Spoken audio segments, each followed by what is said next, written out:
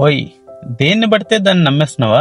నువ్వు నమ్మే దాన్ని బట్టే నీ లైఫ్ డిసైడ్ అవుతుంది. ఇలా ఉండాలా, అలా ఉండాలా, ఇక్కడ ఉండాలా, అక్కడ ఉండాలా, వీళ్ళతో ఉండాలా, వాళ్ళతో ఉండాలా అని ఎలా ఉండాలన్న దాన్ని కూడా నువ్వు నమ్మేదాన్ని బట్టి ఉంటుంది. ఎవరో కాదు, కొన్నిసార్లు మనల్ని మనమే మోసం చేసుకుంటాం. నిజంగా చెప్పాలంటే మనల్ని మనమే మోసం చేసుకుంటాం. ప్రతి ఒక్క సిచ్యువేషన్ లో నీకు 2 ఆప్షన్స్ ఇస్తూ ఉంటుంది, ఫియర్ అండ్ ఫెయిత్. ఫియర్ అంటుంది నన్ను నమ్ము ఈసారికి అని, అలాగే ఫెయిత్ కూడా ప్యారలల్లీ ఒక యుద్ధం చేస్తూ ఉంటది, నువ్వు ఫియర్ నమ్మకు, నన్ను నమ్ము అని చెప్పేసి.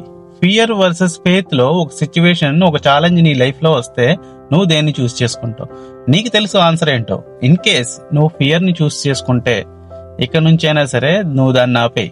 నిజంగా నీ వల్ల కాకపోతే నీ బ్రెయిన్ మోసం చేసైనా సరే నువ్వు ఫెయిత్ ని నమ్ము, నీ మీద నీవు నమ్మకం పెట్టుకో.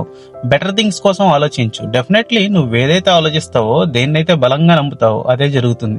మంచైనా చెడైనా ఏదైనా కూడా.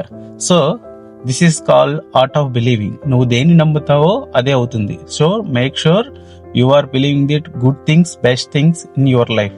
అర్థమైందా?